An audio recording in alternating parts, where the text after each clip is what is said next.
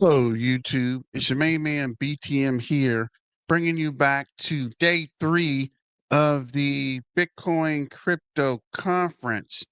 And I just realized the old stream was up that wasn't supposed to be there, but we are trying to get to the conference. I realized the time had ran over, but we are here live now. And this is day 3 of the Bitcoin conference, live streaming from from Bitcoin Magazine.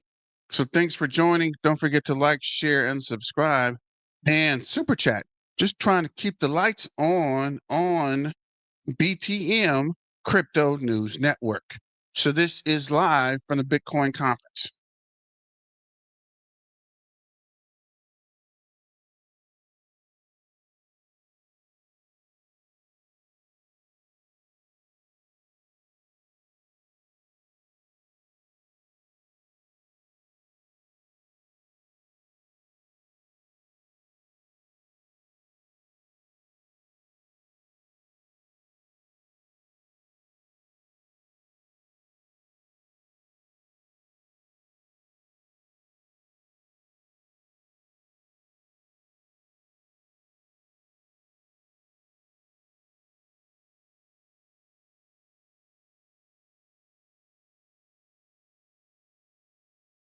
Have the judges. Judge and jury. Yeah, when I was in law school, the SEC and securities lawyers were seen as like the brain surgeons. Now, that's a problem because if a lay judge, I don't mean a lay person, if a lay civil judge can't understand the rules the SEC is enforcing, they are by definition unconstitutional. So Hester has been very clear about that her entire career. She is a rule maker. She is not preaching enforcement. We heard from Gensler regulation by enforcement or something like that, which is one of the most perverted things you can possibly imagine. We didn't like it. We didn't like it. We didn't like it. Great, come up with rules. Let's talk about them. But you don't get to be the actual judge and jury along with those rules. So I want to see the reimplementation of the constitutional republic. We talked about the Treasury many times, but seeing it even from the SEC, seeing them focus on the details of the rules rather than the enforcement is what I want to see at the end of the Trump administration. As Bitcoiner, a protocol with rules without rulers, right? We're a big fan of rules around here. We're going to cut over to an announcement from Congressman Nick Begich, and we're going to be right back here at the live desk after that.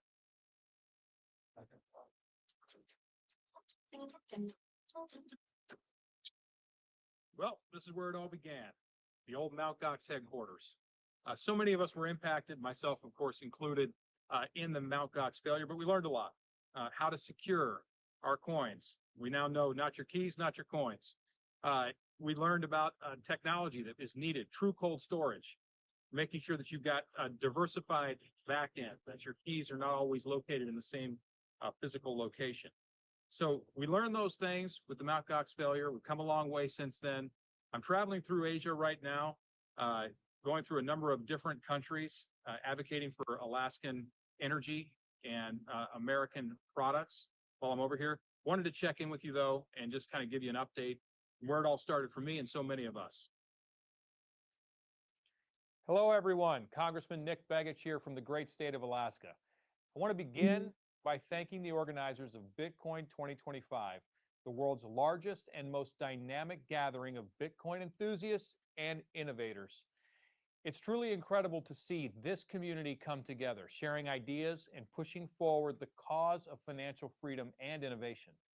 While I regret that I can't be there in person this year, I'm honored to join you virtually to share a few thoughts and, more importantly, a shared vision for the future of Bitcoin. Bitcoin 2025 is truly a historic movement. It's a signal to the world that we're serious about building a better, freer financial system, one that empowers the individual, strengthens communities, and removes artificial barriers to opportunity.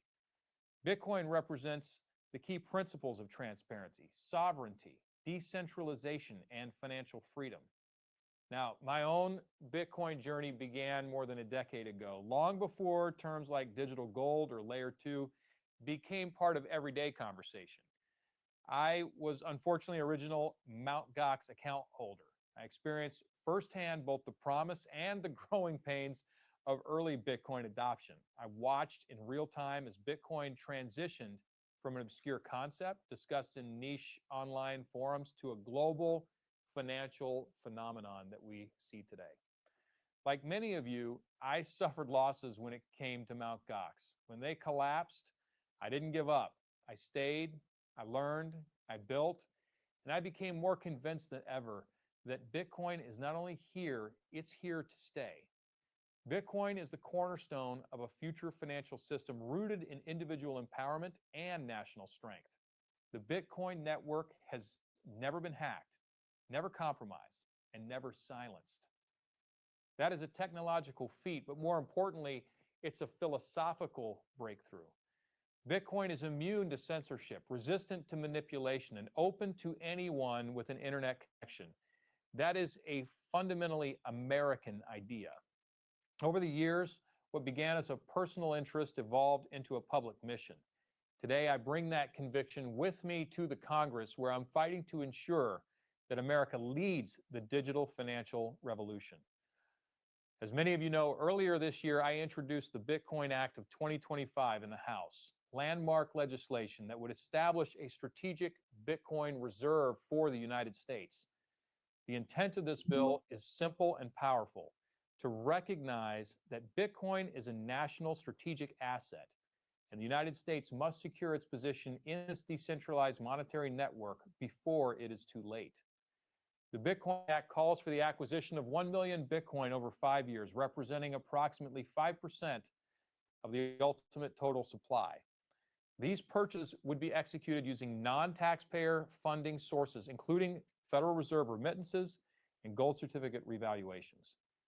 Once acquired, the Bitcoin would be stored geographically distributed across our nation, highly secure cold storage facilities subject to public verifiable audits. The Bitcoin Act ensures the U.S. has a firm stake in that future, creating Bitcoin the way we've historically treated gold, as a backstop and a symbol of strength. We must acknowledge adversaries are not standing still. China and Russia are moving aggressively to stockpile gold and explore alternatives to the U.S. dollar. Nations around the world are openly questioning the dollar's long-term dominance. In that context, Bitcoin is our counter strategy. It's our opportunity to protect the American financial system from coercive adversarial monetary strategies. Bitcoin gives us a chance to anchor our economy to a financial system that is global, neutral, and immune to manipulation. It puts the United States in a position of strength, one where we lead, not follow, in the next chapter of financial history. Earlier this year, President Donald J. Trump signed an executive order establishing a strategic Bitcoin reserve and a U.S. digital asset stockpile. This executive order recognizes what many of us have known for years, that Bitcoin is a core strategic asset for the 21st century economy. This was a major turning point for digital asset policy in the United States. The Bitcoin Act is the legislative solution that codifies and builds on this executive order, locking in our national Bitcoin strategy for generations to come. We're no longer just talking about Bitcoin, we are acting. Federal government is focused, Congress is aligned, and the Trump administration is committed to a new financial security strategy. We're advancing real policies that reflect the belief that financial sovereignty and national strength go hand in hand. At its core, Bitcoin is about freedom. It's about empowering people to own and control their own wealth, free from inflationary policies, free from corrupt institutions, and free from the economic gatekeepers. But the value of Bitcoin isn't just the asset, it's in the technology that underpins it, blockchain. Blockchain is revolutionizing how we store and verify information. It brings trust without intermediaries, transparency without bureaucracy, and security without fragility. This technology reflects the best of American values: openness, innovation, transparency, and accountability. Those aren't buzzwords. They're America First values. Bitcoin is not some globalist experiment. It is the economic expression of American ideals. We need smart regulation that protects consumers and investors without stifling innovation. We need frameworks that give entrepreneurs the clarity they need to build while defending the decentralization that makes this technology so powerful. And we must never allow fear or bureaucracy to block that future.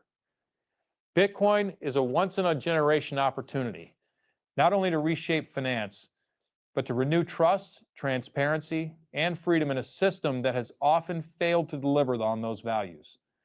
To those watching today, builders, miners, educators, investors, and advocates, I want to say thank you. You are the reason that Bitcoin continues to thrive. Your commitment has brought us to this point, and your belief in this movement is what gives it life. Your continued work will ensure it becomes the cornerstone of a stronger financial future. In Congress, I will continue to fight, along with my allies, for policies that put America first, protect innovation, and champion Bitcoin as a strategic cornerstone of our nation's financial future. Keep building systems that reflect the values we cherish, and let's make sure Bitcoin, the bedrock of economic freedom in this country, is established here and around the world. Thank you. God bless you. Keep building.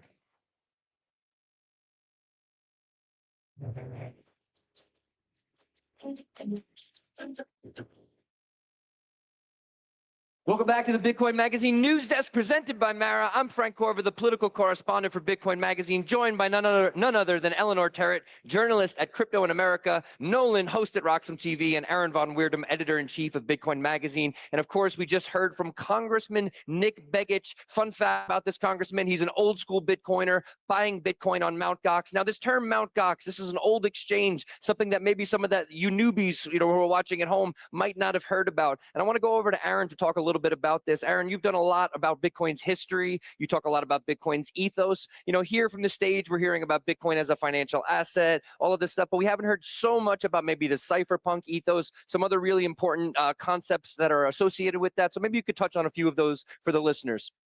Yeah, I want to first just point out, I'm from Europe. I'm a European.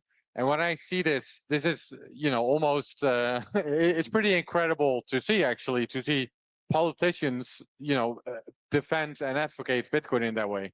I haven't seen that in Europe, like, at all. So that's one thing I want to point out. It's something. The European mind can't comprehend. The European mind cannot comprehend the American ways, ladies and gentlemen. To address your point, no, yeah, so that's good. I thought he had I thought it was interesting that he mentioned censorship resistance as one of the core values of Bitcoin. I like to hear that because, to your point, there's a lot of talk about financialization, ETFs, corporate Bitcoin strategies. I do think the other part of sort of the Bitcoin story is also very interesting. To your point, yeah, so I wrote the Genesis book about the prehistory of Bitcoin and where Bitcoin came from. And a big part of that was to create a form of digital cash that would provide, censorship resistance and also privacy. That's the one I don't hear a lot of politicians talk about. Would be great to also see that become part of the conversation, because yeah, that is part of the founding ethos of Bitcoin. Like, that is what Bitcoin set out to achieve. It is sort of this digital gold aspect that is on mainstream, which is great.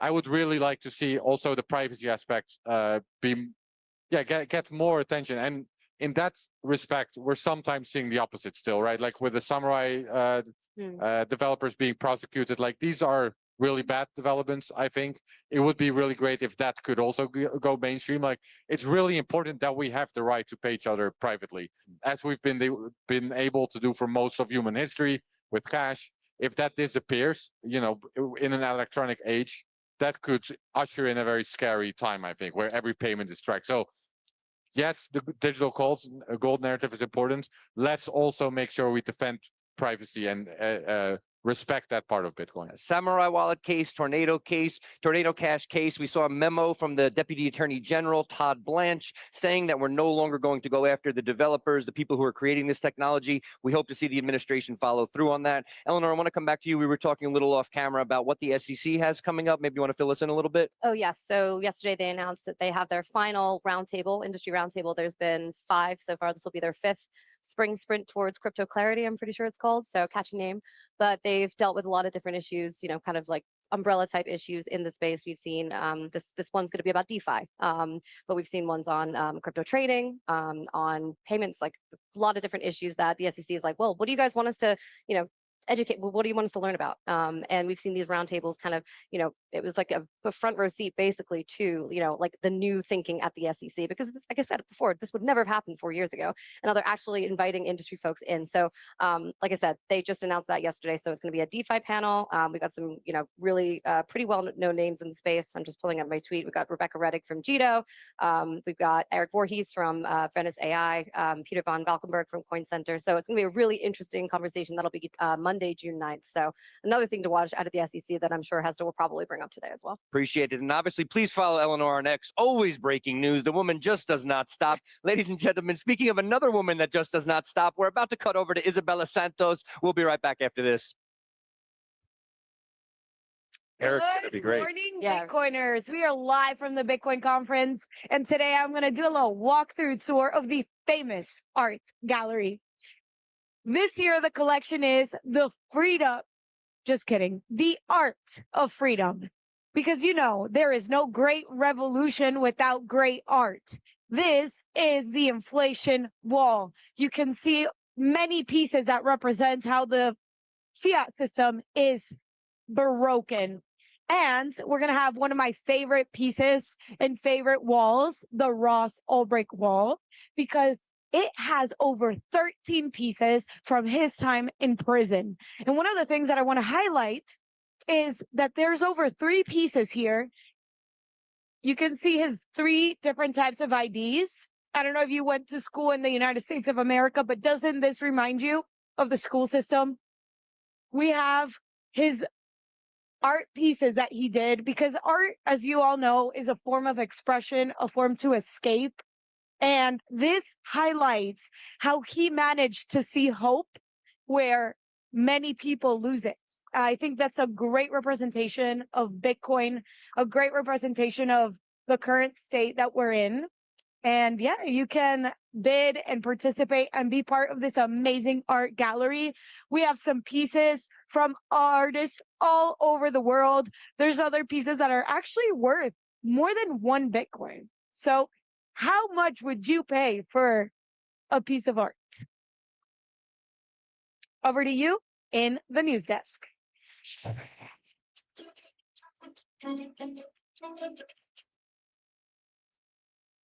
Welcome back, everybody. We're here at the Bitcoin Magazine News Desk presented by Mara. Again, we're beginning day 3, the third and final day of the Bitcoin conference, where so much history has already been made. We're awaiting Ross Ulbricht's keynote this evening. I think he'll be speaking at 5 local time, Pacific time. We're expecting for there not to be a dry eye in the room, probably including Ross himself. Will be a historic moment. We're looking forward to that. But we have some things to get through until then. Nolan, we were just talking a little bit off camera about some other Bitcoin history, some other sort of important points that maybe piggybacked a little bit on what Aaron was saying before. Please go. Yeah, precisely. It was what I thought when I heard the Alaskan congressman speak, because the words he was choosing, the language, it reminded me of something I heard from some of the founders of these cryptographic protocols back in the 2017 market. And it came from Whitfield Diffie, the inventor of public key cryptography, on stage with Shamir and Rivet.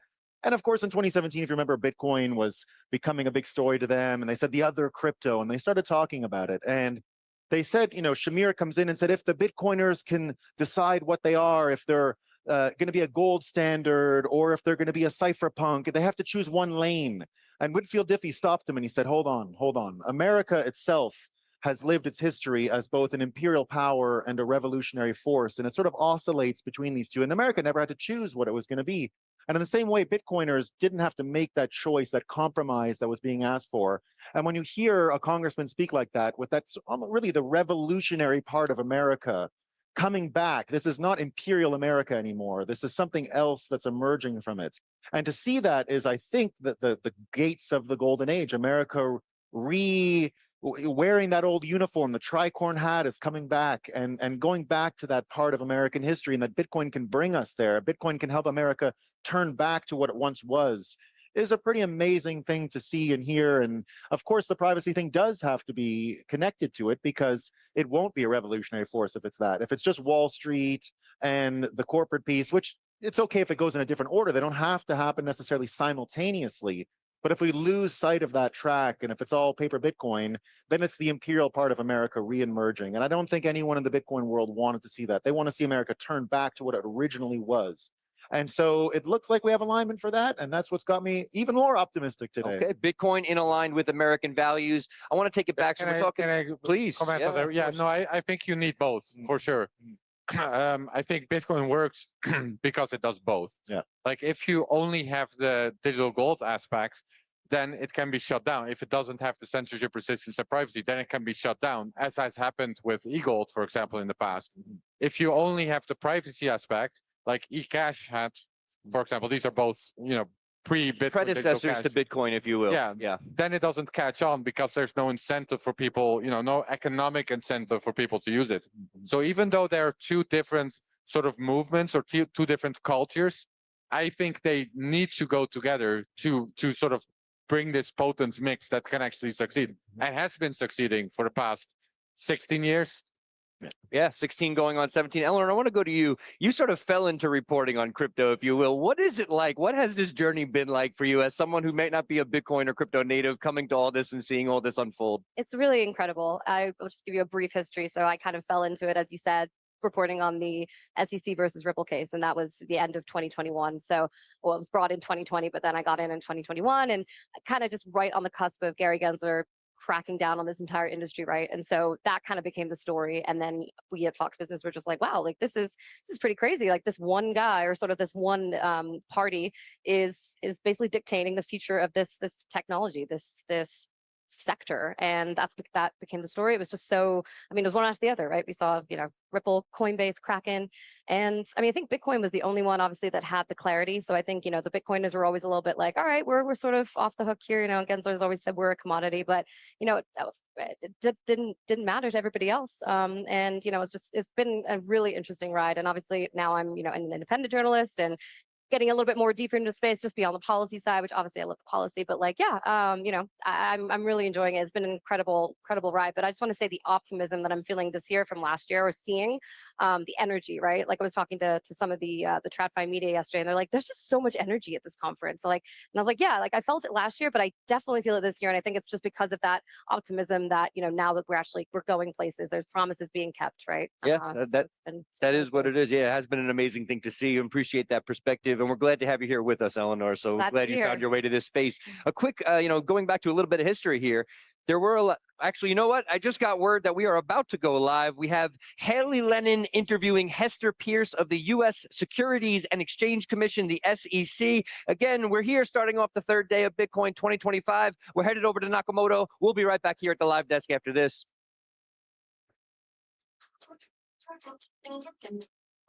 For my fellow commissioners. Awesome. So I think I kind of wanted to. Wow, you guys are really nice if you're clapping for that. So top of mind for myself, and I think a lot of people in the industry, is just the change in sort of the regulatory and enforcement climate of the SEC. Since the change of administration, the SEC has either settled or dismissed many of the enforcement actions that were pending against, companies like Coinbase, even XRP, and led by Ripple. And so I guess what I'm curious about is, what are the current enforcement priorities, if any, when it comes to the SEC and the digital asset space? Yeah, I mean, I think some people have taken the fact that we've looked at a lot of these cases and said it doesn't make sense to move forward. They've said, okay, well, we can do whatever we want in this space. We're in the name of crypto. We can engage in fraud, and that is certainly not the case. I think the goal is to use our enforcement tool for what it was intended to be used for, which is when there are clear rules and people violate them, then we can use our enforcement tool. But it's certainly not to say that there will not be enforcement. There's a lot of bad activity, as we all know, that's perpetrated in the name of crypto. Yeah, I think it's a great opportunity for you all, your team, the crypto task force, to sort of reset about, what the priorities are, and just making sure that the bad actors are the ones, being pursued. And there's just, there's limited resources, and this industry moves so quickly that I think it's a great time to just, that you all are reprioritizing and sort of refocusing. But before I joined Fold, I would tell clients, this does not mean that everything goes. It doesn't mean that all cryptocurrencies aren't securities. There's a lot to be kind of to digest, and for you all to still, inform. Yeah, and I mean, we're trying to work on this through the regulatory policy avenue, and we're trying to draw in as much help as we can from other people who have been thinking about these issues for a long time. And I think that's really the way to get to good rules. And one complaint that I had was that in an environment of regulatory uncertainty, it actually is much harder to identify the bad actors, and it ends up giving the bad actors sort of a more ability to do bad things, and it drives legitimate actors either outside of the U.S. or into other industries because it's not worth it to them to try to even wade through that morass. And so I think that's what we're trying to do, is create a good environment for the legitimate actors and a bad environment for the bad actors. That's great.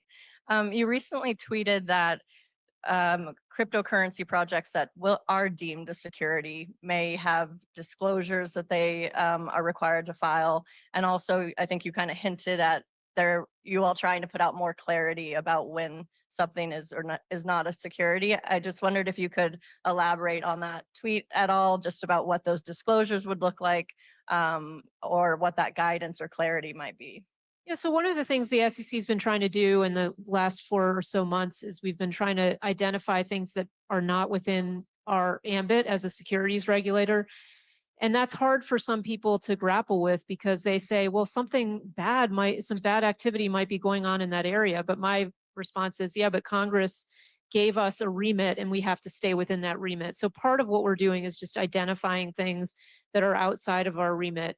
And then once something is in our remit, we're trying to provide some guidance. So the staff put out guidance on if a company is a public company, for example, and it is engaged in crypto in some way, here are some disclosures that you might want to think about. What we're hoping to get to is to provide some clarity around when something's a security or not security.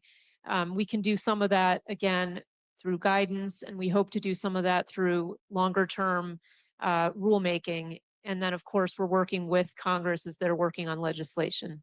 Yeah, it's interesting. We're at a Bitcoin conference, and the thing I always found a little ironic about the SEC's regulation of the space under Gary Gensler was Bitcoin was the only cryptocurrency he was willing to sort of explicitly say is a commodity. But there was still, with the enforcement actions, a lot of burden on the industry trying to evolve. And I just wonder if, as we're rethinking sort of the guidance, if you think, and maybe you can't speak to this yet, but if the line between Bitcoin and sort of altcoins as securities, like if there's going to be more cryptocurrencies that are acknowledged as a commodity. Well, I have said we're trying to do a 180 from what we were doing before at the SEC. So I guess that means Bitcoin is now the only security. Just joking. That's a joke. That's a joke. Okay.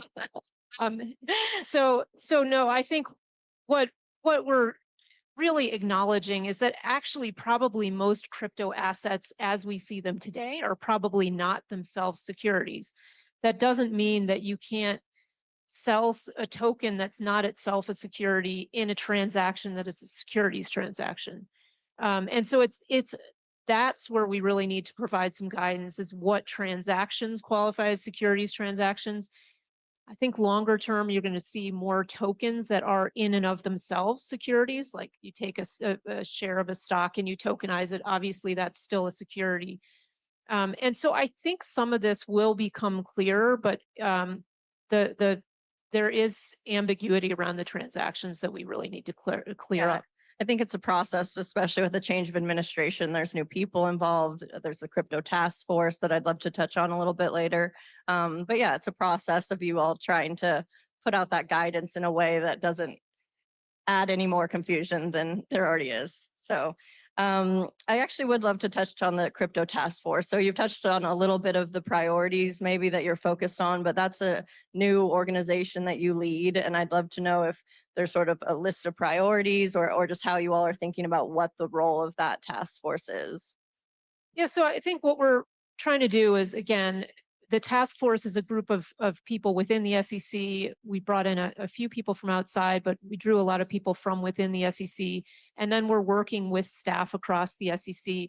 And one thing that I think is probably encouraging for you all to hear is that the tone from the top really does matter. And so when we've said to staff, you actually can think about how the securities laws apply in this space and do it in a nuanced way, staff really jumped right in. And so we're trying to work with them to figure out areas where we need guidance. I put out a bunch of questions, around 50 questions, and we've gotten a lot of really good input in response to those. We're holding roundtables. We have our last one coming up on DeFi, actually coming up in a couple weeks. And so those efforts are really designed to feed into the process by which the staff and then the commission can think about guidance and rulemaking. And we're also coordinating work with Congress and other agencies across the administration. I've always thought you've done a great job sort of inviting commentary or meetings from the industry. There's a lot of people who've been in the space a long time and have very strong opinions, but are also very well educated in this space or understand some of the nuances. So, I think as an industry, it's up to us to also be part of that. Under the former administration, I always said regulators should really collaborate more with the industries they're regulating. But on the other side, it's our responsibility as industry participants to, engage in those conversations or help inform if there's anything you are looking for. Yeah, I think that's such an important point, Hailey, because the problem is that with all of the animosity that has been toward my agency, I think people have forgotten that people both within and outside government have forgotten that government really does work for the people. And so it's very important to have input of folks. And it isn't only, industry players in sense of firms who are engaged in this space, but really individuals who care about this for philosophical reasons as well. Because I think that's one, I've been in the government a long time now, but one thread that I think is so easy to get lost in these conversations is what makes this country unique, right? What makes the United States unique is that we're all about people's freedom to innovate, freedom to live their lives the way they want. And that it is very important that whatever we do on the regulatory side embeds that philosophical underpinning. And so we need to hear from people. And those conversations can be difficult to have in Washington because we have accepted in the United States a much greater degree of financial surveillance than personally than I think is appropriate.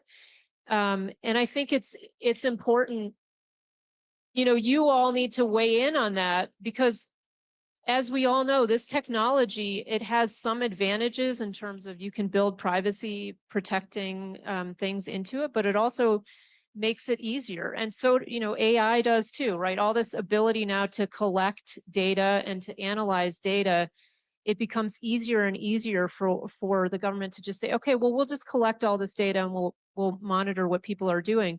But that turns us into the kind of place that we don't want to be. And so, again, there's a valid law enforcement function that the government has, but we have to figure out where to draw that line and how to get that balance right. And so your voices are so important in helping us think through those issues. And this is a moment when we can have that conversation again, because we're thinking about how to apply some of these existing laws to a new technology. And so if we don't have the conversation now at the outset, 5-10 years from now, we're going to look back and say, why did we not take the steps we needed to protect ourselves? It does feel like that time. And I was about to mention this idea of balance because what you said earlier really spoke to me. You don't want to penalize the good actors by unburdensome requirements.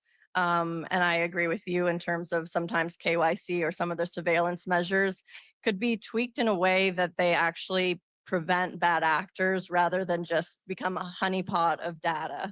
And so, yeah, I think it's just very refreshing to hear some of your thoughts on the industry.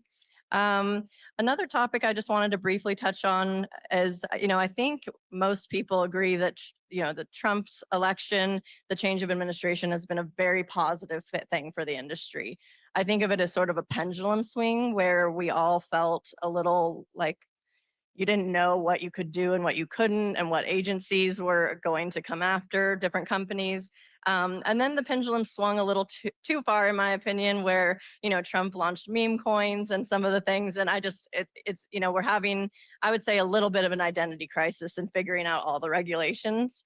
The SEC put out guidance about meme coins, saying that, you know, it's sort of a similar statement that not all meme coins are necessarily securities.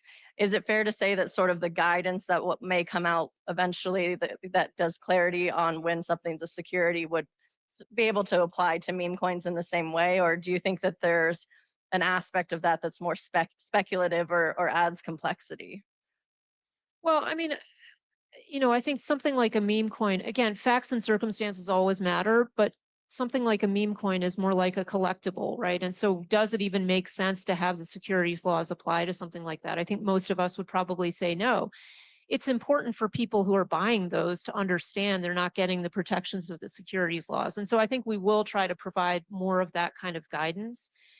You know, again, fundamentally, this is about getting a clear set of rules. If Congress then decides we want to have the meme coin regulatory commission, I guess they could set that up. I don't know that we would think that's necessarily a great idea.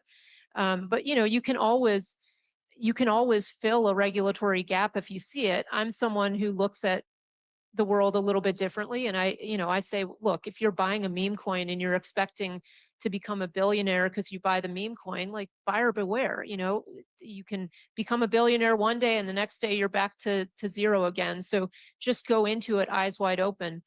I think if we set up a regulatory framework in which we say we have to make sure that nobody ever loses money on buying something that they're speculating on, I mean, you know, no one's going to ever be able to buy anything. So I just think be an adult, right? If you want to engage in speculation, go for it. But if something goes wrong, don't come complaining to the government about it.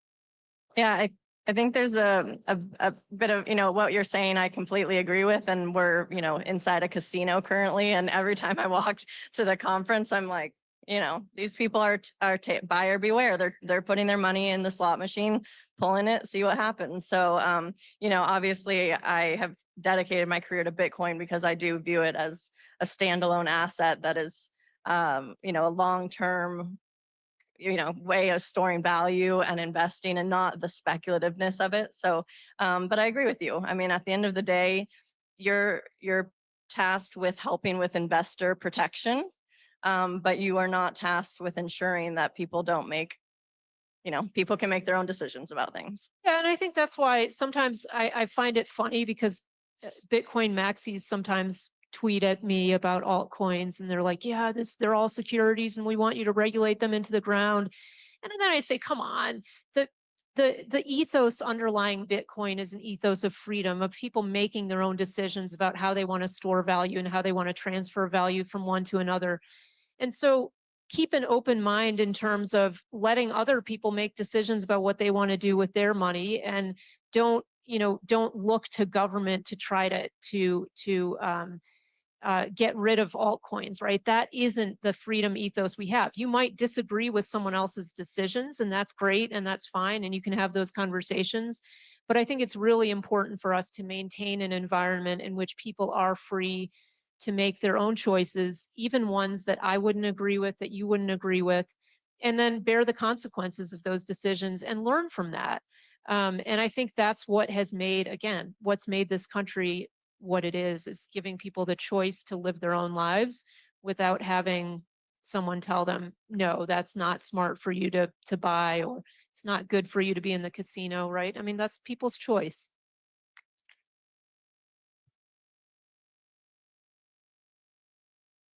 So we have about 9 minutes, and another trend that I've been seeing, obviously I'm general counsel at Fold. We have about 1,480 or something Bitcoin on our balance sheet. We just recently were listed on NASDAQ.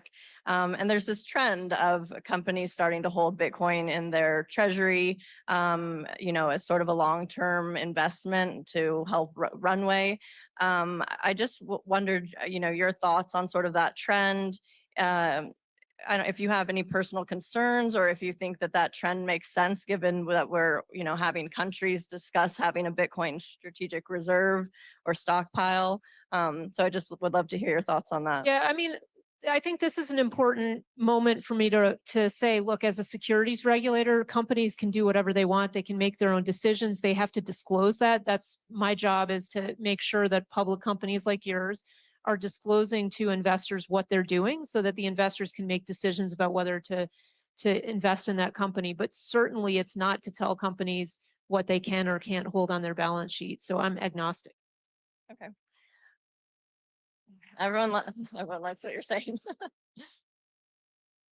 So yeah, I mean, I think that the trend is going to continue. And I definitely see the value in that. For Fold, for example, like our product offering is Bitcoin products. So we're sort of aligned, not only just for in our treasury, but we're aligning with our users and saying, what we sell, we actually believe in. So, I think it's an interesting trend, but I think we'll continue to see more of it. I think there's been new companies announcing it, announcing their, sort of ideas of getting into holding Bitcoin on their treasury. So, it's just an interesting sort of trend that I think we'll continue to see for a while.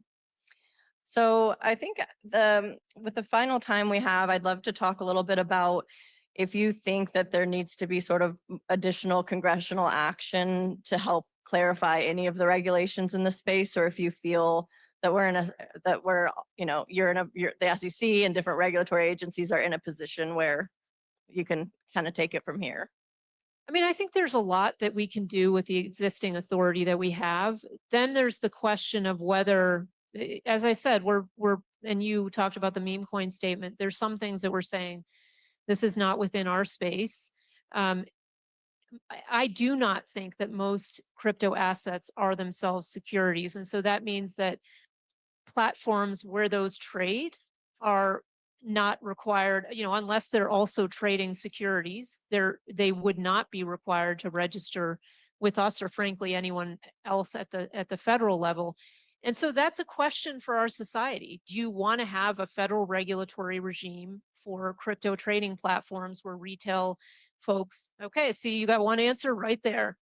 And I think, I think that it's a fair question to ask. And I always say to people, look, my view of the world is that people can make their own decisions. And when you see issues come up in the crypto industry, for example, you can do things. You don't have to wait for the government to come in with a solution.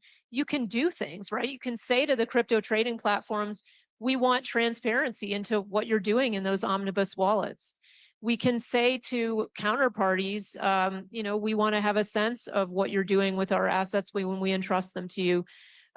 We want to understand the leverage that's going on here, right? There are things that the industry can do itself. And I think moments like FTX were good moments for people involved in the industry to sit down and say, what can we do on our own? And a lot of people said instead, well, we want the government to fix this for us. Again, that's one option, but there are ways that you can do that without the government's involvement. That said, I think a lot of people do think that retail trading platforms should have a government regulator. And if that's what you think, then you need legislation for that because there is no federal agency that's doing that right now. But it's a choice that we make.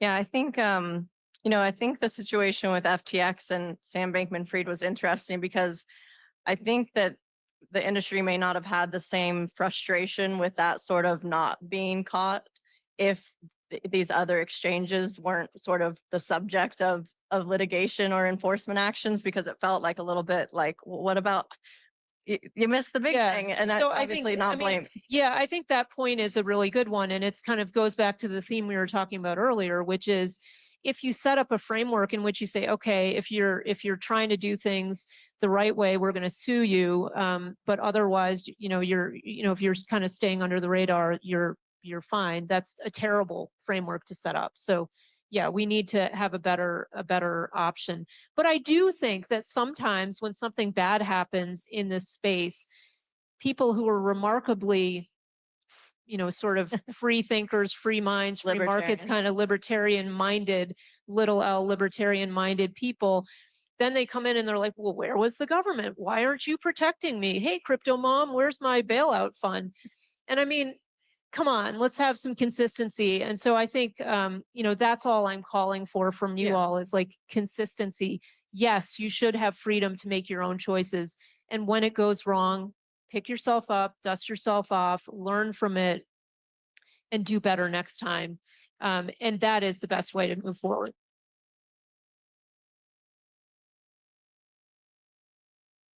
Yeah, I think, I mean, not sort of SEC focused, but all the bankruptcies showed a lot of gaps in sort of understanding of the industry. I was working at a law firm, and it's public information that we helped with BlockFi's unsecured creditors. And I can't tell you how many people were so confused about being an unsecured creditor, how their Bitcoin could just get liquidated and all of a sudden they get a dollar payout. So, as an industry, we really do have to be more informed, because that, you put yourself into a situation where all of a sudden you don't know your rights if it goes wrong, and you don't know how it's going to be sort of prioritized. So I think that's a really important point. And it's not only the industry. If you're offering a service to someone, you need to be candid with them about what their rights are. yeah. And so a lot more transparency around that, and people should be demanding that.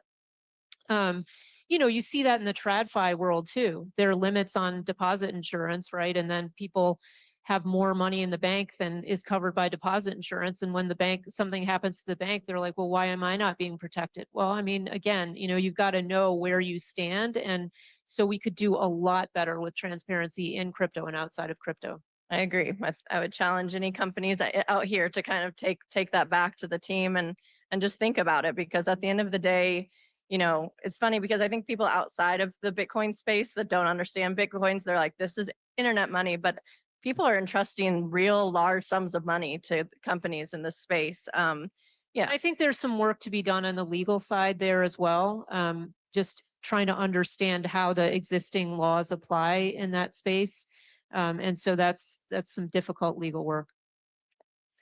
Well, we have 1 minute. I wanted to kind of leave off with a future thoughts.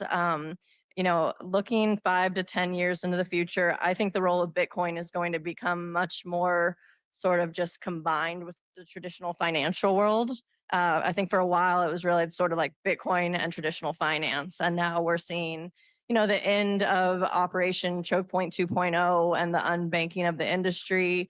We're seeing a lot of great things there, and for better or worse, depending on your views of Bitcoin, I think those worlds are melding. And so I just love to hear any thoughts you have on that, including if the SEC is sort of taking that into consideration as like, maybe 10 years ago, there was an argument like this is going to go away on its own. And now it's like, very much here to stay forever, I believe. So. Yeah, I mean, I think when the Bitcoin exchange traded products came online, it was hard to say we can ignore this anymore, right? That is the real melding, and some people didn't like that. But I think when you create something that people are free to use or not to use, it is going to get incorporated into traditional financial products, and so we have to think about that. How does it interact with our regulatory framework? Ultimately, I would not ask a regulator to prognosticate what will happen in the future, because we're not particularly good at imagining that.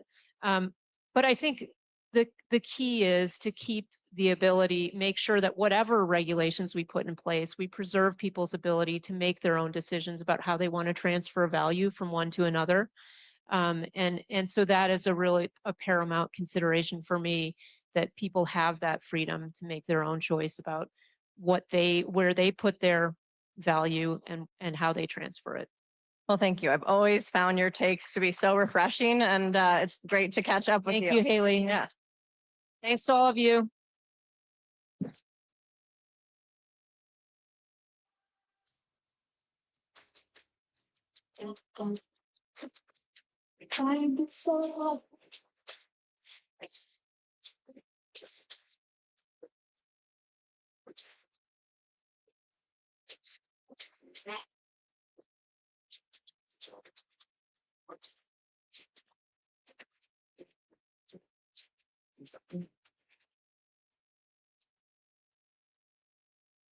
Welcome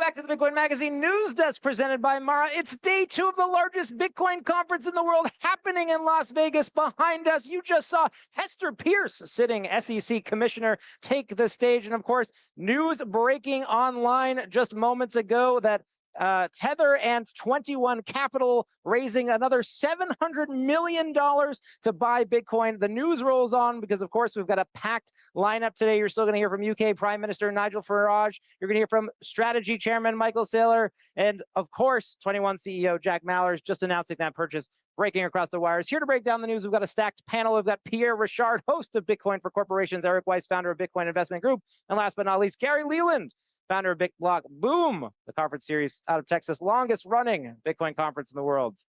Subject now, Bitcoin treasuries, obviously $700 million, a huge amount of money for a company like 21 just bursting onto the market. But Bitcoin treasury companies have been hoovering up Bitcoins and raising millions to do it. Pierre, what does this announcement mean for the Bitcoin treasuries market? So it sounds like a big number, but the reality is that the equity markets are hundreds of trillions of dollars. And so from the wider investment universe, this is still a drop in the bucket. I do think, though, that it is a trend that's going to continue to grow. Saylor really wrote the playbook and has demonstrated traction in bringing capital from equity markets into Bitcoin through these vehicles that are really an interesting proposition for a lot of different investors, a lot of different risk appetites. So congratulations to 21. I think that it's fantastic that they are continuing to accumulate more Bitcoin. Eric, we're still early. It sounds like Pierre thinks we are. You think that the Bitcoin treasury narrative can keep growing, gaining momentum? Yeah, I don't think it's a drop in the bucket either. $750 million is a lot of money. The relevant comparison is not the size of the equity market, it's the size of Bitcoin. And so compared to a $2 trillion asset, almost $1 billion is a lot of money. And that's what these Bitcoin treasury companies do. Like you said, they just issue securities to hoover up Bitcoin. That Bitcoin, as long as these treasury companies are managed properly, is pretty much locked away forever. You're slurping up the existing supply. There's not that much left, about 2 million Bitcoin on exchanges right now. So you start slurping up that supply, you get a supply demand shock, and you're going to see the price go up. So it's really a race. And that's why all of these Bitcoin treasury companies are popping up in every geography right now.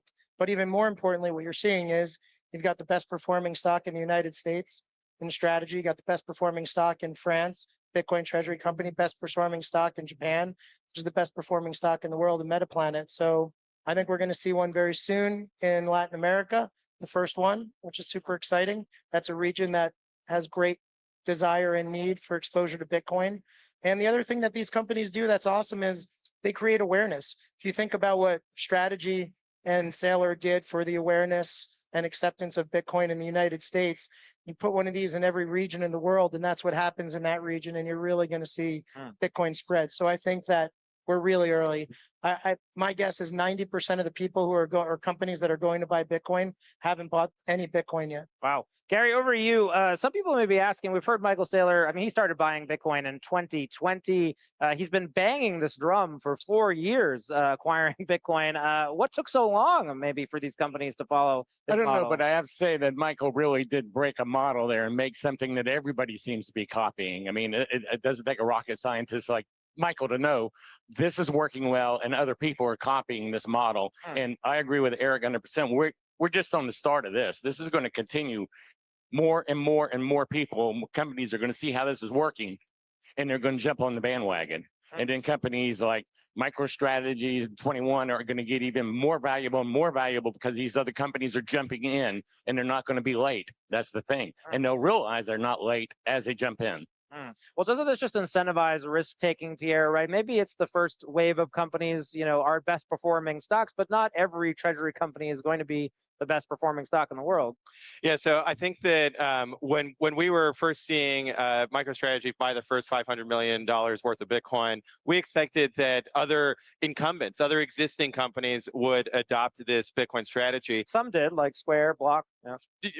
To some extent, to Tesla. some extent, Yeah, I Tesla mean- as well. But the what ended up happening was that I think a lot of board of directors were too risk averse with regards to Bitcoin. So even if management and the shareholders were on board, there was a dislocation there that really blocked and then led to, okay, we have to create new companies, right? We got to do reverse mergers. We got to do SPACs to get Bitcoin treasury companies that are aligned with the mission and are going to be stacking sats. So I think that it's really important that even if the board is pro Bitcoin and aligned on the strategy, that they balance that with risk management and being fiduciaries for the shareholders, because there is a real risk of Bitcoin treasury companies being too aggressive in their use of leverage. And as we all know, Bitcoin is one of the most volatile assets in the world. So we can't downplay that even if we're bullish. And they got to make sure they stress test. In the previous cycle, we did see MSTR trading at a less than 1x. We saw a lot of Bitcoin miners buy Bitcoin as well, and then they were forced to sell in the bear market. Yeah, but you gave an example, Pete. Let me put it into context a little bit. You mentioned Block. I love Jack. Jack's been a great advocate for our space and for Bitcoin. When Strategy started buying Bitcoin a little over 5 years ago, and they bought their first Bitcoin, MicroStrategy was 1/150th the size of Square. 1/150th. Jack bought $50 million worth of Bitcoin on his balance sheet. He now has $1 billion worth of Bitcoin and $8 billion worth of US Treasuries on his balance sheet. Today, Strategy is 3 or 4 times the size of Block. Wow. That's Incredible that's so you talk about the risk. The risk is not buying Bitcoin. Yep. We got to throw it back to the main stage now. Coming up, you're going to hear from Cantor Fitzgerald. We've got a packed lineup in store. Announcements coming. Keep it tuned. A Bitcoin Magazine news desk.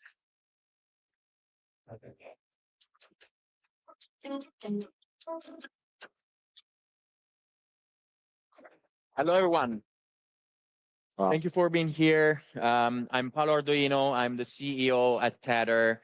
It's a great honor for me. Oh, thank you. We start already with clapping. It's an honor for me to be here in the United States at Bitcoin 2025. This year was my first year in the United States. I felt all the previous Bitcoin conferences, Bitcoin 2024 in Nashville and all the previous ones. I felt like if for the people that like memes, you know, the meme with the SpongeBob and Patrick that are happily walking in the streets, and you have Squidward looking from the window. I was like that in, looking at the conference from home. But I'm very grateful that now I am the SpongeBob of the situation. So our competitors thought and bet everything that Tether would not come to the United States. I believe that Tether is one of the most beautiful and important allies to the United States. Later, I have a keynote that will explain also all the different shades of Tether helping Bitcoin and Bitcoin ecosystem. But more importantly, I'm joined here by my friend, Brendan, the new chairman of Cantor Fitzgerald at 27. Tell us all about that. It's really a blessing to be here, especially on stage with you, Paolo. You and I have really had a blossoming friendship, and I'm so thankful for it. And this is an incredible event. I mean, David Bailey did an incredible job, so shout out to David. But it's been the most fun for me. I'm having the best time. I have the best team around me. I'm incredibly lucky and fortunate, and I'm loving absolutely every second of it. As you said, I'm 27, but Cantor Fitzgerald was started by Bernie Cantor in 1945 when he was 29 years old. He then passed it to my father, who then took over the firm when he was 29 years old. So I did beat them by a little bit, but it's in the mentality of Cantor to start young. So I'm incredibly grateful and fortunate. Thank you. But if you guys don't know about Cantor, we're a storied, resilient firm. Most people know us as the firm that was located on top of the World Trade Center on September 11, 2001. Cantor was located on the 101st to 105th floor of the World Trade Center. My father is alive today because he was dropping me off at my first day of pre-K and my older brother Kyle at his first day of kindergarten. But 658 employees, friends, and family were lost that day. including my Uncle Gary, my dad's brother, was 36. My dad's best friend, Doug, my godfather, who was 39, and a lot of other friends and family. But my father, being the man he is, promised to rebuild the firm and take care of the families. He promised to pay the families 25% of all profits for the next 5 years and pay for their health care over the next 10, and ended up giving the families $180 million.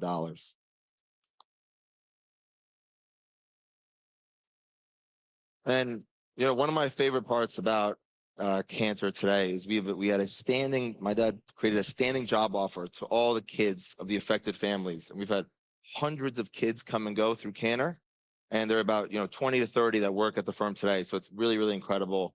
And my dad gets a lot of praise, obviously, but he and I really credit all of it to the Cantor employees. They really, really stitched our souls back together, and they did everything. So we're incredibly grateful for them.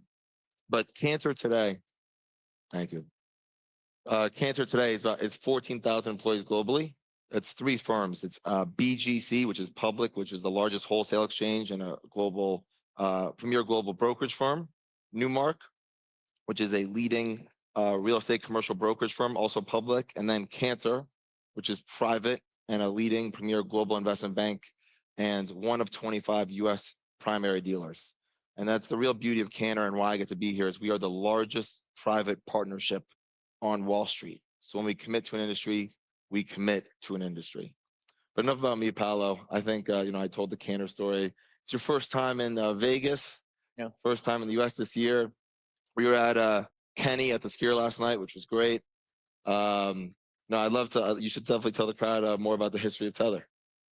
Yeah, so thank you. First of all, your family has an incredible story and a story of resilience, and is an example for everyone. So I'm very proud and grateful to be partners. Tether is the company that in 2014 created the first stablecoin, USDT. Over the last several years, Tether grew dramatically. As of today, as of this morning, the market cap of our stablecoin surpassed $153 billion. That is, the talking about memes, it's not much, but it's honest work. Now, USDT started to be first a stablecoin for all the cryptocurrency exchanges over the last several years. In 2014, the situation, the ecosystem of crypto was completely different. There were just few exchanges. Today, there are 400 or 500 different exchanges. And the necessity of USDT was the ability to move dollars or digital dollars across these few exchanges internationally at the same pace, at the same speed that you could move Bitcoin from one exchange to another. So the idea was how we facilitate arbitrageurs that are trading across different trading platforms, and make it very seamless and more advanced than what you would usually find in the traditional financial system. So that's how USDT came about. But it grew up to $4 billion by 2020. And in 2020, something very special happened. That is something that everyone remembers as one of the most difficult times in the history of humanity, or recent history of humanity, is the pandemic. Entire countries and economies and communities suffered dramatically from that. Given the pandemic in 2020, the growth of USDT started to take off. If you see this chart, we are going to show it later, it's just parabolic. The reason what happened there is that USDT started to become the digital dollar, not only for the crypto industry, but all for the hundreds of millions of people that are living in emerging markets, developing countries, that are left behind by the traditional financial system, not because they are bad people, because they are being left behind by the traditional financial system because they are too poor of being of interest of them, because they don't generate enough commissions on a yearly basis for the standard banks. So in just few months, from 10 million users and wallets at the beginning of 2020, and 4 billion in market cap at the beginning of 2020. USDT became 100 million users and around $60 billion by the end of 2020. And as of today, USDT has more than 420 million users in the emerging markets, developing countries, and it's growing at a pace of 30 million new wallets per quarter. I mean, it's almost like Facebook levels of growth at the beginning, but we started to realize that money is the ultimate social network. I think Bitcoin is actually the ultimate social network, and we are just a part of that. But, you know, some certain newspapers said that you have been my intern at Tether. Well, of course, being your boss, I deserve to be dressed a little bit more casual. Yeah, but you tell me more. And you know, if you know, after just with few months of being my intern, you became the chairman of Cantor Fitzgerald, then Tether must be very, very good at hiring. It's a very coveted internship, I'll tell you that much. No, but I owe a lot to you and the whole Tether team, really orange pilling me. You know, my time spent with you guys in Switzerland, not an internship, but true, not an internship. was really great, and it really enlightened me and got me where we are today. But I think you know, what's really special about a relationship is actually how we met. So during COVID, it was announced that banks would be able to custody the assets of cryptocurrencies. And we at Cantor realized we didn't know anything about the space. So we went out, we met everyone, we met the good and the bad, and that put us in front of Tether. And when we met Tether, we realized the true real world use cases Tether has. But at that point, there was speculation, rumors about the firm.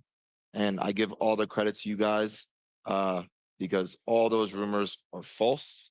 And we know that because, again, Cantor is a primary dealer and all of Tether's assets sit at Cantor. And it was actually announced for the first time in 2023 at Davos by my father when he said, Tether has the money. So I think that was really just an amazing day that I'll also never forget. And how was life changed for you since that moment? Well, I think that thanks to Howard saying those four words were very, very powerful. Tether has the money.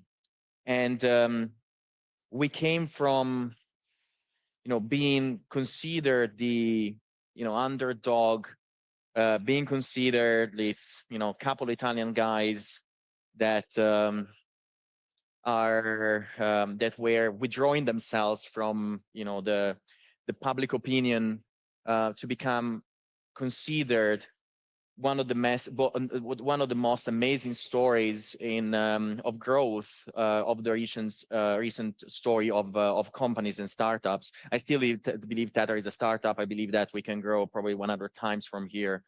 The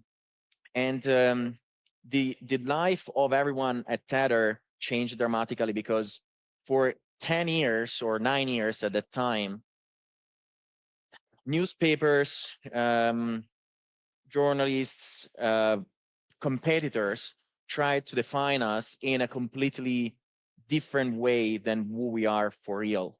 We are a company made by simple people, a company that is driven by the Bitcoin philosophy.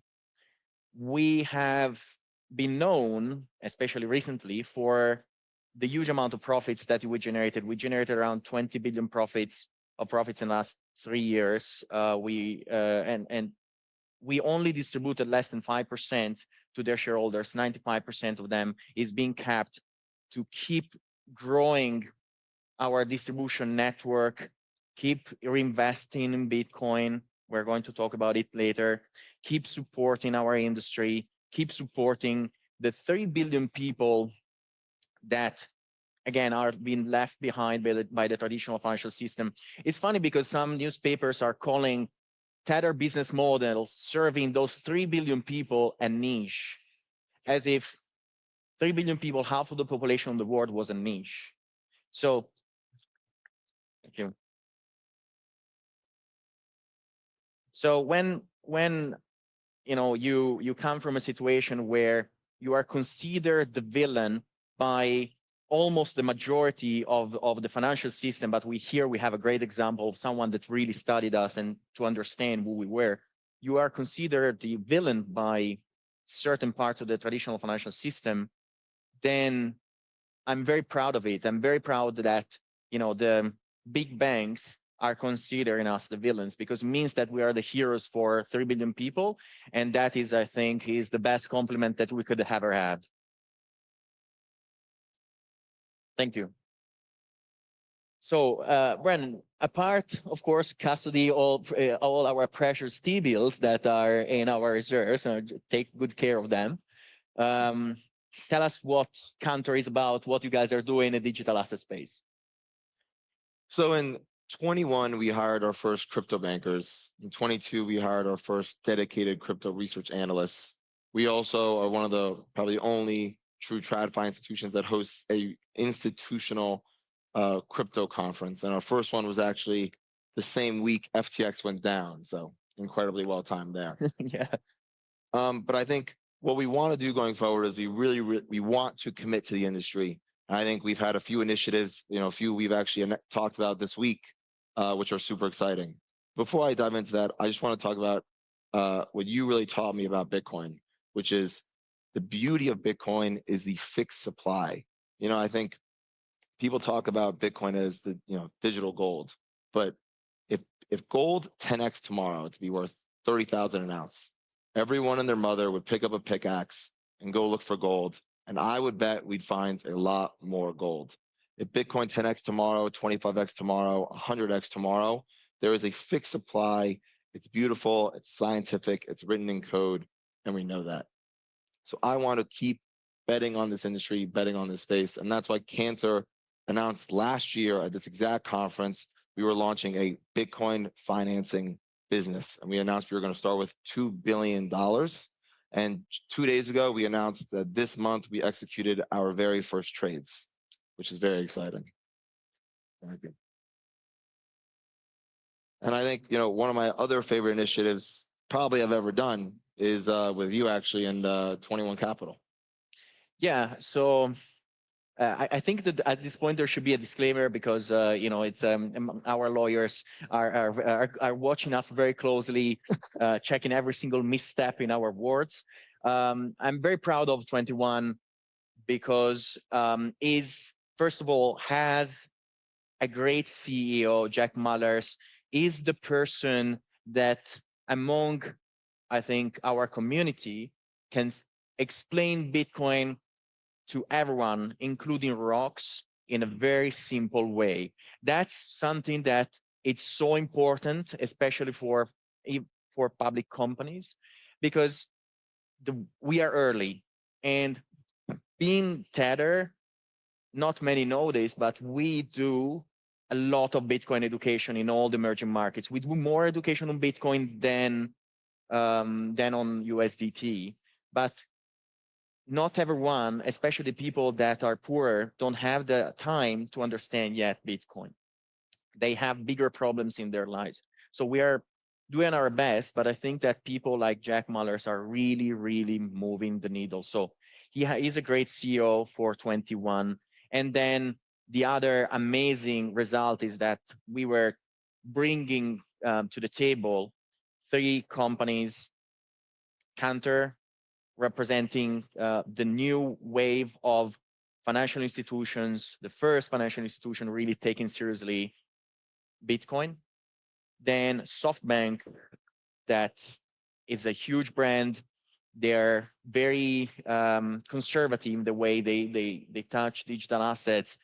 And then Tether, right? So all together, we came to the table and decided to build this amazing initiative. So this is to me the testament of our commitment to Bitcoin. Definitely, I think 21 has been an incredible project, and you know, for Cantor to bring together, you know, 2 of the greatest companies in the world, you know, Tether, the world's largest stablecoin, one of the greatest companies of the earth, Masa, SoftBank, you know, one of the great tech investors of all time, and then led by Jack, who's amazing. Has really, really been truly special. I know that this week, and actually today, you have another very important announcement. Yes, What is yes. it about? So I actually, speaking of lawyers, I got given this. I mean, I have to. We live in hell. Seriously, this is really serious. I'm not kidding. The proposed fund is in a structuring phase, and there may be material changes in the structure and the terms of the fund prior to any interest in the fund being offered.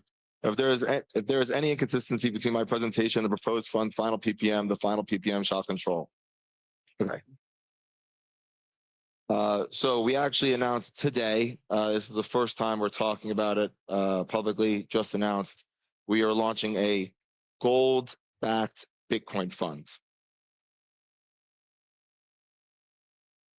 With the idea that there are still people on the earth that are scared of Bitcoin, and we want to bring them into this ecosystem. So what we're going to do is we are going to provide them upside while giving them downside protection secured by physical gold. And it's going to be really, I think, one of the great products of the earth. And I really think it's going to really open up this community and hopefully, make this conference 10x bigger by next year. So I'm super excited. I think it's a very cool project. Just Thank you. It's a very cool project because again, it's bringing, our job is bringing more and more people to Bitcoin and explaining to them that, grabbing them by hand, bringing them closer to the ecosystem to understand how it works properly and providing great products that can help them to become more comfortable is I think is very powerful. Why don't you tell me about what do you think the next 3 to 5 years look like? Tether or Bitcoin. How do you imagine it going? So, and 2 years ago, actually, Tether was making little money and was just a stable coin. Today, Tether has 5 verticals. There is, of course, Tether Finance, that is stablecoin and all the different tech for finance that we're building. Hadron by Tether, that is our tokenization arm.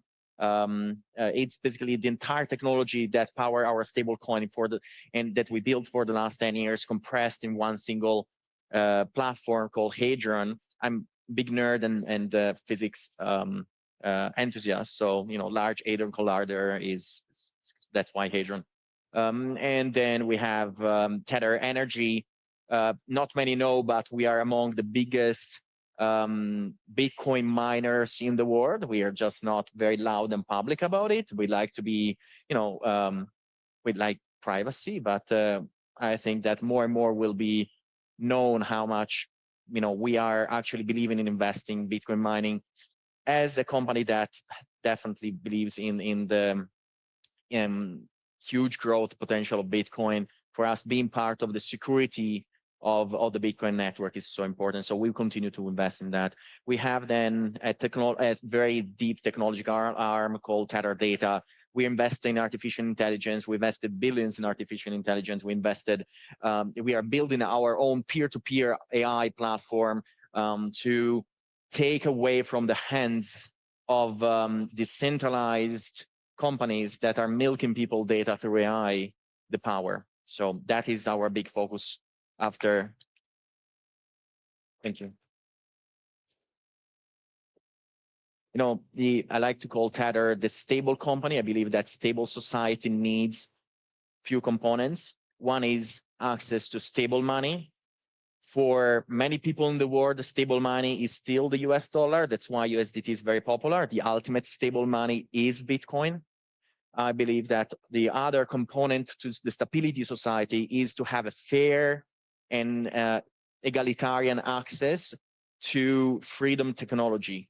The more people have control over their own lives and technology, and they can control their own technology, and they can control their own intelligence, then society will be stable.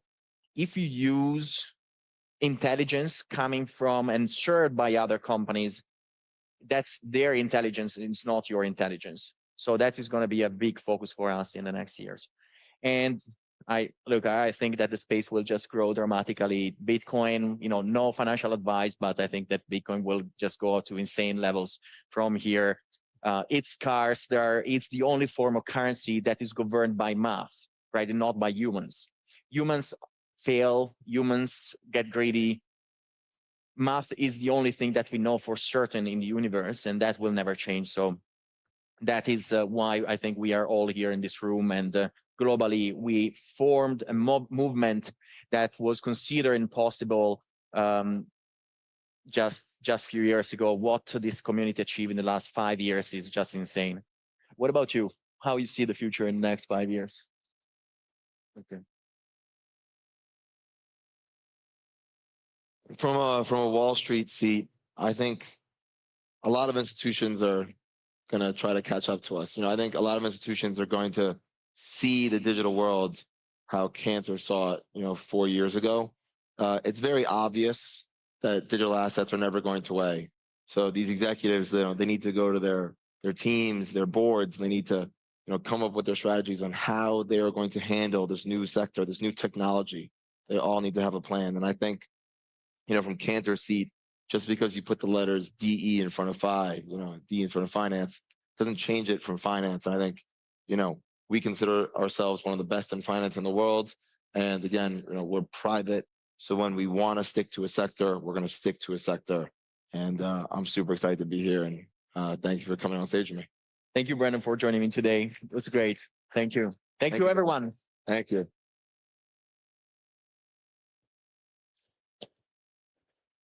I think we see each other in the next 20 minutes. Yeah, Paolo's got an incredible keynote in 20 minutes, so definitely stick around. Thanks, man. Look at the main camera with it. Thank you so much, Brandon and Paolo. That was an awesome fireside.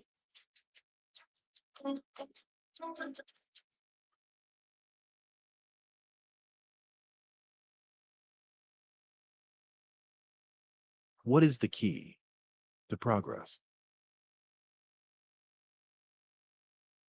Is it more machines, more money, more buildings? Or are those just the outcomes?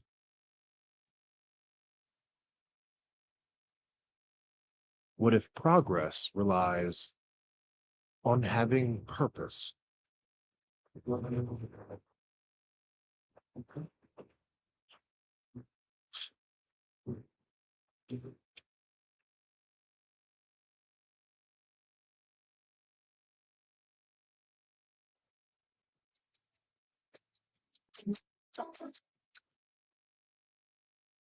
Welcome back to the Bitcoin Magazine News Desk presented by Mara. Day 2 of the largest Bitcoin conference in the world rolls on here in Las Vegas. You just saw Tether and Cantor Fitzgerald of Fireside.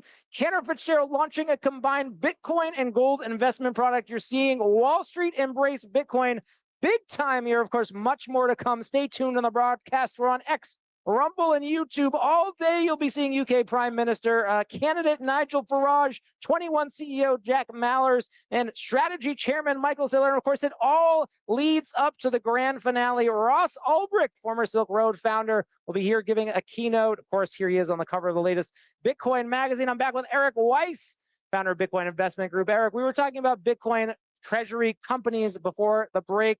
This is the big investment opportunity that is dominating the headlines here. And it seems like what has happened in the US with MicroStrategy is going global. Can you speak to this global opportunity that you see? Sure. What people are finding out is Bitcoin was the best performing asset of the last decade. And you can base your family on it, your personal life on it, but you can also base a company on it. You can base a country on it. And thanks to what Strategy and Michael Saylor did, we have some statistically significant data now, which shows if you do that, you're going to be the best performing company in the most important equity market in the world, which is the United States. So over the last 5 years, Strategy has been the best performing asset in the stock in the US. And other companies are like, wait a minute, maybe we should try this. Other companies have tried it. They're seeing the same results. It wasn't a one-trick pony kind of thing. Nobody is too late. Best performing company in France is a Bitcoin Strategy company. Best performing company in the world in MetaPlanet in Japan is a Bitcoin Strategy company. We've got them coming in every region. I'm hearing I'm getting calls almost daily on this. I think we're going to see a very exciting one in Latin America, the first in Latin America, which is awesome because I think that's the region that's probably most ripe for Bitcoin adoption. People there understand what currency inflation is. They've lived through it. Some are living through it. And Bitcoin is an even bigger solution for people in those regions than it is here in a first world country. Let's talk about the activist shareholder efforts. We saw yesterday on the main stage, Matt Cole of Strive making a call to Mark Zuckerberg. This is the CEO of one of the largest companies in the United States, one of the largest, one of the wealthiest people in the world, imploring Meta and Facebook to put Bitcoin on the balance sheet. We've seen this a lot over the last few months. This happened with Microsoft, Michael Saylor going and giving a presentation to the board. McDonald's, there was a similar shareholder effort. Dell, why aren't these big companies receptive to this idea? Yeah, I mean, I think it's the same reason strategy and Michael wasn't receptive to the idea when I brought it up to him years and years before. People find Bitcoin when they need it. If you're Microsoft, you arguably have the greatest company in the world right now. You can, if you're a business, you cannot switch off Microsoft. It's easier to leave the United States than it is to switch your company off Microsoft. So, they've got these tech monopolies and they're not obligated to look for a solution. I think people and companies find Bitcoin when they need it. And if you would have asked me a handful of years ago, the same question, I would have a lot more interest or anxiety about these companies adopting Bitcoin. The truth is, at this point, we don't need them. They need us, right? They're the ones that are ultimately going to need Bitcoin. We've got nation states adopting Bitcoin in a big way. You've got the sitting president of the United States advocating for Bitcoin. We had JD Vance come and speak here, tell us he's an advocate and proponent and personal holder of Bitcoin.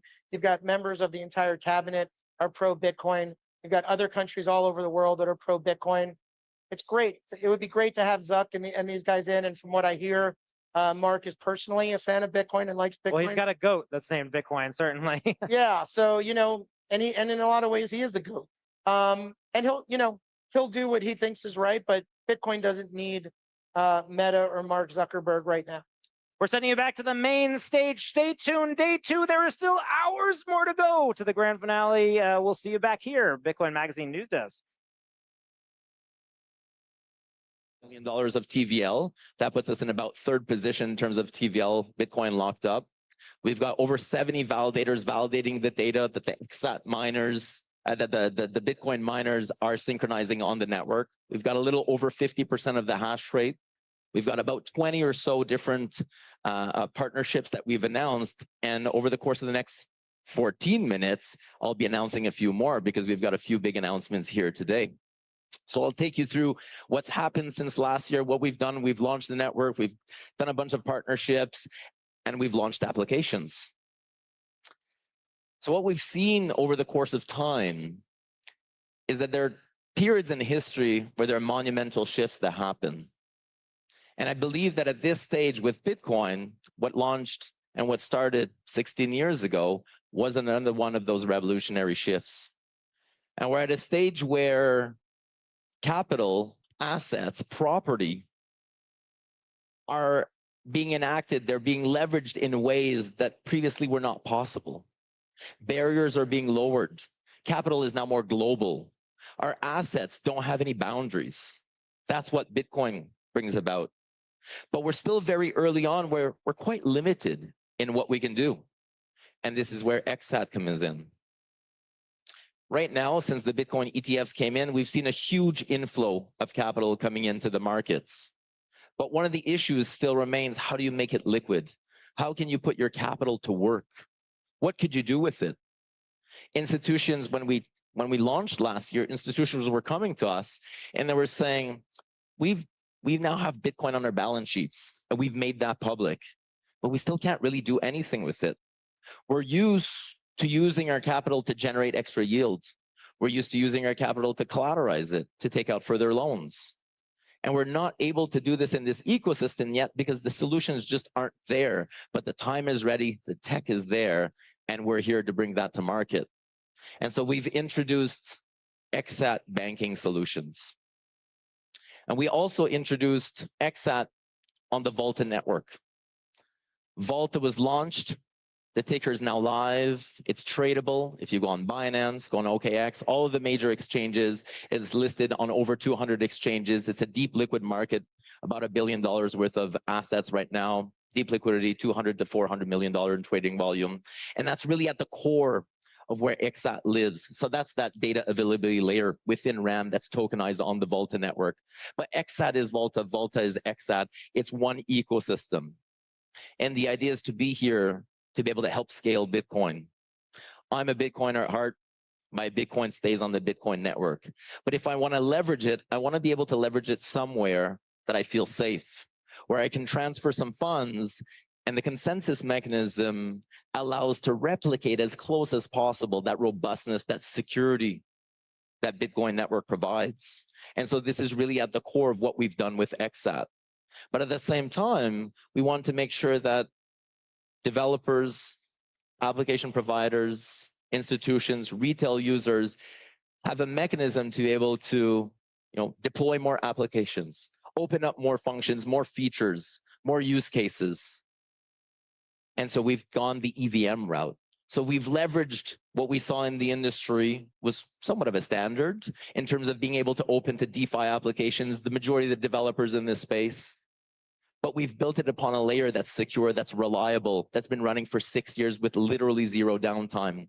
And that was only possible because we have that underlying asset, because the infrastructure providers are already economically incentivized to be able to provide this, because running and indexing 126 gigs of data in a decentralized fashion is extremely expensive. It's really not economically possible. But we were able to do so because we leveraged Volta, an existing network that already had infrastructure providers, that was already listed, that already had incentive mechanisms for infrastructure providers in the back end. Let me get into a little bit more detail in terms of what our product offerings are and what we're announcing today. So at the core, the exSat banking solutions have 4 different pillars. And these are all informed based on discussions we've had with institutions and with stakeholders all around the globe as we've been building this out over the last multiple years. Our first pillar is that of wealth management. When you and I go to the bank and we try to get access to financial services as retail users, maybe we get access to a bank account, checking, saving, credit card. Maybe you're able to collateralize some of your assets to take out a loan for a car, maybe get a mortgage. But when you're an institution, you're a private banking client, you have access to way more services. But there's a minimum cutoff there. You need a certain level of capital to be able to access those services. And what we're trying to do with exSat banking solutions is to democratize access to those financial solutions down to retail users, leveraging the power of blockchain technologies, lowering the barrier to entry, cutting out the middlemen, making sure that those who were not included in our current financial systems can now be included, banking the unbanked, kind of going back to that true dream that Bitcoin was, all in a secure, transparent, and performant manner. Within that wealth management pillar, we've got 2 partners, one that we're announcing today, Standard Chartered, and we also have SEFA. And so part of the idea here is that you're able to stake your assets on chain, earn yield on chain, whether it be Bitcoin. Right now we're offering 1.5% yield on the Bitcoin, or through exSat tokens, or through the Volta token. You're able to stake your assets on chain within a custodian, in this case, SEFA or Standard Chartered. Those assets are then mirrored onto Binance or OKX, and then they can go at work. You can run delta neutral quant strategies, for example. If your risk profile is more conservative, maybe that's the angle that you want to take.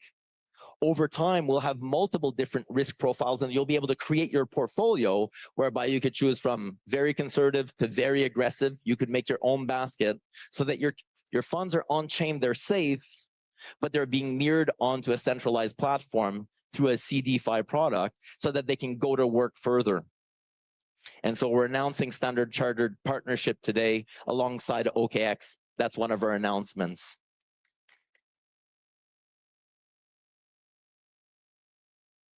Another thing that we've heard that is quite standard or quite common with regular assets is that of collateralization. If you go to the bank right now, you've got $100 in your bank account, but you've got 100 Bitcoin within your wallets, and you ask for a loan, the bank is going to reject. You only have $100. Can't collateralize that. Can't take out a loan or mortgage against that. Yes, but I've got 100 Bitcoin here. Doesn't matter. Doesn't count.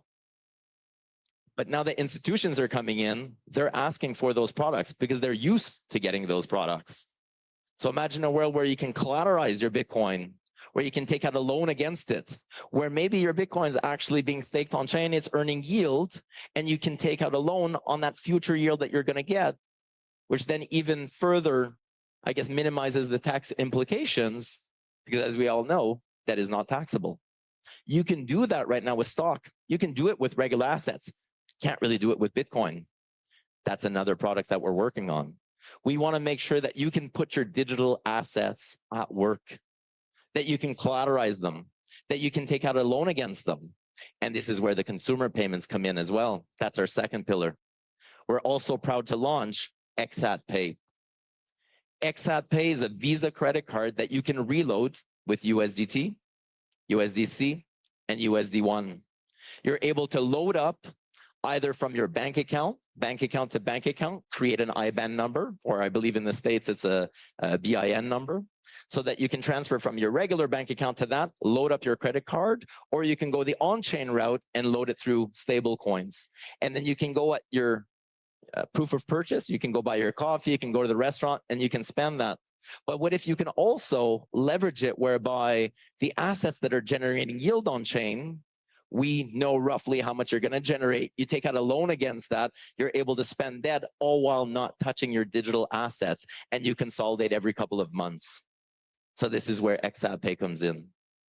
Another partnership that we announced not too long ago is remittances within the consumer payment space, and that's with Virgo Pay. We've noticed that there are a lot of foreign workers sending capital back home. Stable coins are made for this. Cheaper, more transparent, faster. And this is where Virgo Pay comes in. One of the biggest announcements that we're making here today that just got released this morning is in our third bucket, asset management, tokenization of assets. We've just created a partnership with Fosun International. For those who are Chinese, Huxin. This is a large Chinese conglomerate based in Hong Kong that manages over $100 billion worth of assets per year. And they've chosen the exSat network as their technological solution to be able to leverage the licenses that they have, bring a lot of the assets that they have, whether they be securities or commodities or any other assets, to be able to digitize them, leveraging the exSat network. For us, that's really big because it gives a blueprint of what other institutions like Fuxin could do, like Fosun can do, and that's what we're looking for. We're looking for more North American partners to be able to replicate that model and bring about more tokenization of assets on chain. Another partner that we have is Ultra. We see a space where gaming is going to be a huge contributor to tokenized assets. And so we've partnered with the Ultra blockchain, and this becomes our gaming hub on the Volta network, so that if you have tokenized assets within game, you're able to do so within the Ultra network. And finally, our fourth pillar is that of insurance. One of the big things that we've heard over the years is that it's very difficult for newcomers within this space to be able to get access to their traditional financial services because they're not insured. And it's incredibly difficult for them to get traditional insurance, D&O insurance, cybersecurity insurance, because the insurance industry still does not understand our space. And so either they refuse to insure or they charge extremely high premiums. So I'm also really happy to announce that we're launching Blockchain Insurance Inc., the world's first digital assets captive insurance, fully backed by government, in order to ensure that people within our space have access to insurance so that they can actually create products, they can create companies, and we can innovate further within this space.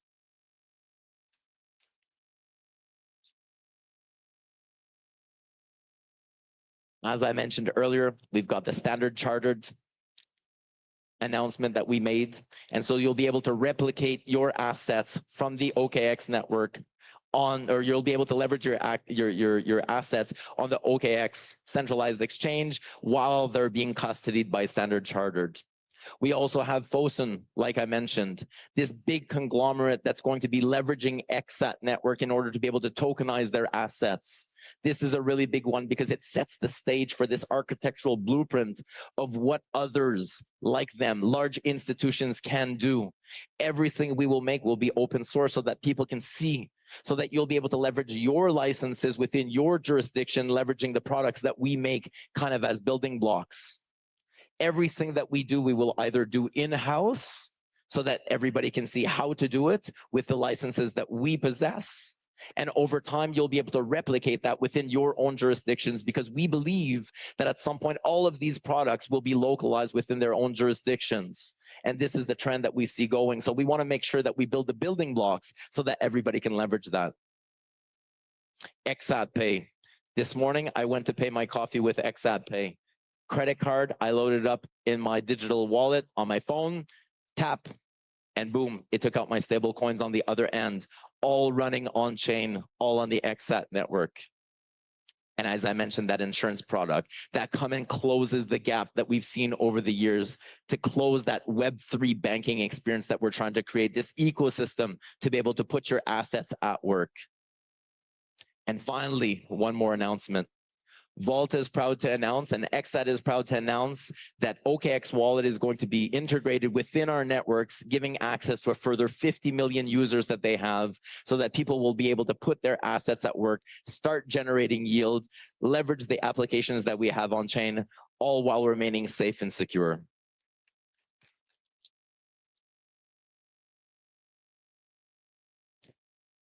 I'm a Bitcoiner at heart. I imagine most of you are. I really hope that you enjoyed this presentation. Please come and visit us at our booth. We've got the exSat Village, the Genesis stages, ours, and right to the left, right behind here, we've got our team, happy to answer any questions you may have. If you're an institution looking for a technological partner, please come visit us. We'd be happy to work with you. See you later. Thank you.